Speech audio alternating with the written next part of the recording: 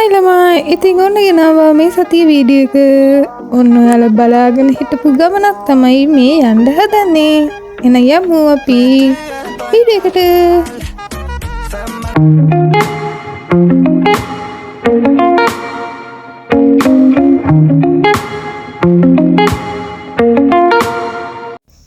ඉතින් ළමයි ඔයාලට දැන් වෙලාව කිව්වොත් එහෙම පේනවද දන්නෙත් නැහැ. කීයද මට පේන්නෙත් නැහැ. මොකද මම මේ වීඩියෝ එක අරගෙන ගොඩක් කල් රෙකෝඩ් කරලා ඒ උනට දාන්නේ අද තමයි. ඒ හින්දා වැඩි හිතන්න එපා.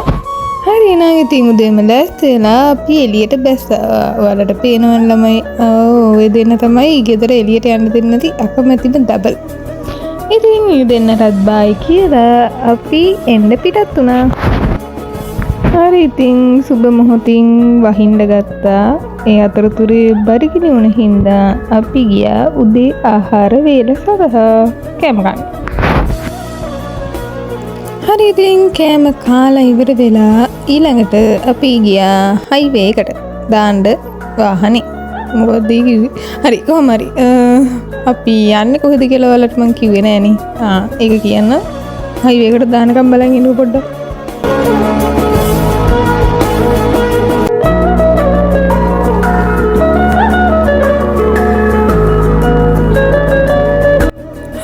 ළමයි අපි යන්නේ මාතර. ඔයාලා මගේ කලින් වීඩියෝ එකට කලින් වීඩියෝ එක. ඒ කියන්නේ අපි අර මන් දැම්මේ අපි ගාලු ගියා කියලා part 1 කියලා අන්න ඒකේ දෙවෙනි කොටස තමයි අද තියෙන්නේ. මොකද එදා ගාලු ගියාට පස්සේ දවසේ ඔයාලා වීඩියෝ එක බැලුවා නම් මතක ඇති අප්පච්චි මයි කතා වෙනවා. අපි දැනට තව ගමනක් යන්න තියෙනවා කියලා. ඉතින් අද තමයි ඒ ගමන යන දවස. තාම නම් නිදිමතේ ඉන්නේ වැඩි හිතන්නේ එපා ඒ ගැන. මොකද ඉතින් මං නිදාගත්තේ පැය 3යිද මතකත් නෑ. ඒ තරම් අඩු ප්‍රමාණයක් නිදාගෙන ඉන්නේ. මට වඩා අපච්චිත් නිදි මරලා තින්නේ. ඉතින් යන ගමන් යන්නේ මගේ ආදරණීය හිතාදර සහෝදරියගේ වැඩකට.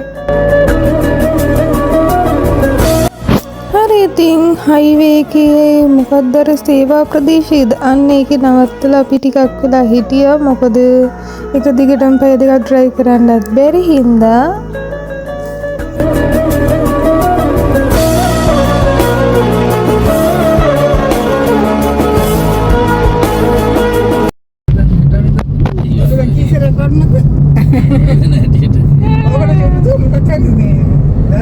හරි ඉතින් ළමයි දීර්ඝ වේලාවකට පසු අපි ආවා මාතරට. ওই තියෙන බීච් එක තියනගෙන මාතර. හරිනේ. දැන් යන්න එක. ඉතින් කලින් වල දෙක සිද්ධිය ගැන කිව්වොත් එහෙම කහර එකේ මගේ ෆෝන් එක මගේ අතින් දෙපාරක් තුන්පාරක් විතර වැටුණා.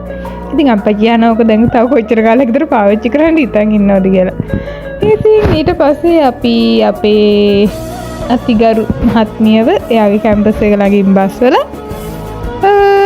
අපි ඊළඟට පුංචි ප්ලෑන් එකක් හදන් හිටියා. ඒකට අනුව ඊළඟට අපි ගමන ආරම්භ කරා.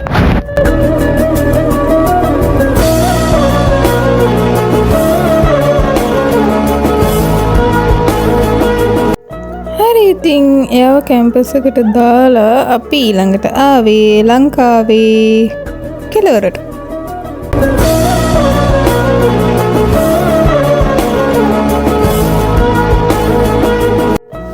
දැන් ඔබට බලාගත හැක මොකද්ද ප්‍රතිගපාගාරය. අන්න එක තමයි. අන්න එක බලාගන්න. හරි. ඉතින් එතන ළඟ තමයි තියෙන්නේ දෙවුන්දර තුඩුව. සෝරි. අන්න එක තියෙන්නේ එතන තමයි. ඔය තියෙන්නේ තැපල් පෙට්ටිය.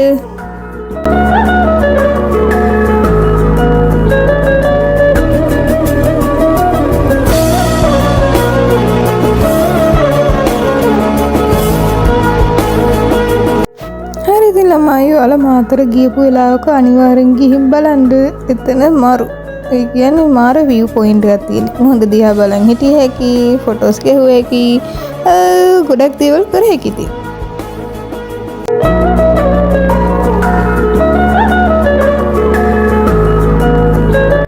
ඊට පස්සේ ළමයි ඉතින් අපි පුංචි බඩගින්නට බිස්කට් දෙක තුනකුත් කකයිති තව යාළුවෝ දෙන්නෙකුත් ආව බිස්කට් කන්න. ඔය පේනවනේ. කොහේ ගියත් හම්බෙන જાතිය. එයාලට බිස්කට් දීලා අපි ආයේ ගියා අපේ අක්කණ්ඩිය එයාගේ වැඩ ටික ඉවරයි කිව්වා. ඒ හින්දා ආයෙ ආව එක්කන් ඉන්න ගියා.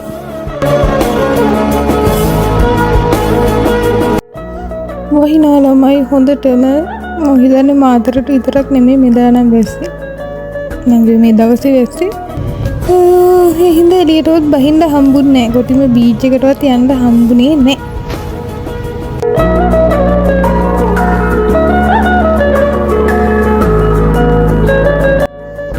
ඉතින් ඊට පස්සේ අපි ගියා කැම කන්න. මොකද්ද මෙන්න මෙතනට. නම මොකද්ද ඒකේ තිබ්බේ? ඒකෙන් අපි තේරුවා මොකද්ද හෙළ රැවුලා ස්පෙෂල්. කඩේ නමත් හෙළ රැවුලා. හරි නෙලමයි. ඉතින් අපි එයාලගේ ස්පෙෂල් එකක් අරගෙන ඒක දානකම් බලන් හිටියා.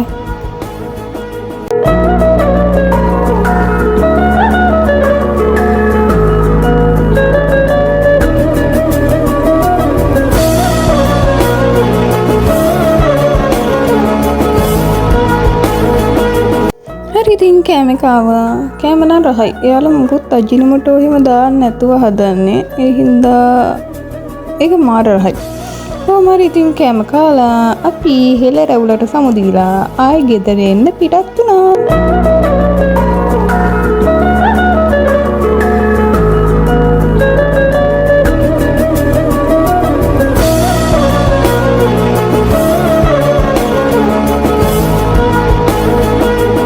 මේකට කියන ළමයි ආධ්‍යාත්මික සුවය කියලා. අම්මා කකුල් දෙක දිගට ගත්තාම තියෙන සනීපේ.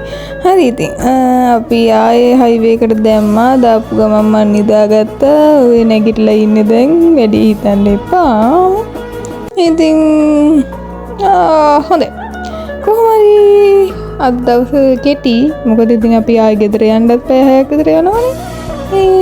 දැන් ඉන්නේ හයිවේ එකේ.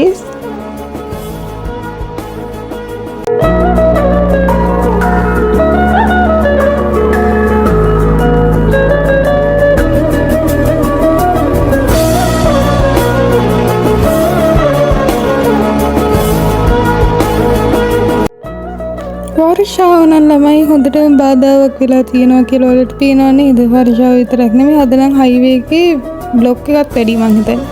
හයිවේ එකෙන් එළියට දැම්ම විතරයි පාරේ මාර වාහන ගොඩක් තියෙන්නේ. මං හිතන්නේ මුළු ලංකාවේ මිනිස්සු අදද මන්ද එළියට බහලා තියෙන්නේ. ඒ තරම් බ්ලොක් එක. ඊට පස්සේ ආයෙ අපි කරේ කොහෙන්ද මන්ද කුරුණෑගල ඉන්නේ මෙනාරම් වලින් බහින්න පුළුවන් කොහෙද මතක නැහැ. අන්න ඒ හයිවේ එකට දාලා යන්න ගත්තා. මොකද මහපාරේ ගියොත් අද ගෙදර යන්න වෙන්නේ නැති හින්දා. දැන් ඔබට බලාගත හැක අපි එනකන් ගෙදරට වෙලා බලන් ඉන්න ආරක්ෂකයෝ දෙන්නේ. පේනව නේද? නැටි දෙක වනවන අම්මේ තියෙන සතුට. විනාඩි 5ක් ගෙදර නැති වුණා තුඩු පුරන එකේ. ඉතින් අද දවසම ගෙදර නැති හින්දා මේ දෙන්නට ගොඩක් පාළු හිතිලා ළමයි. පේනවනේ සෙල්ලම. හරි ඉතින් අදට වීඩියෝ එක එච්චරයි.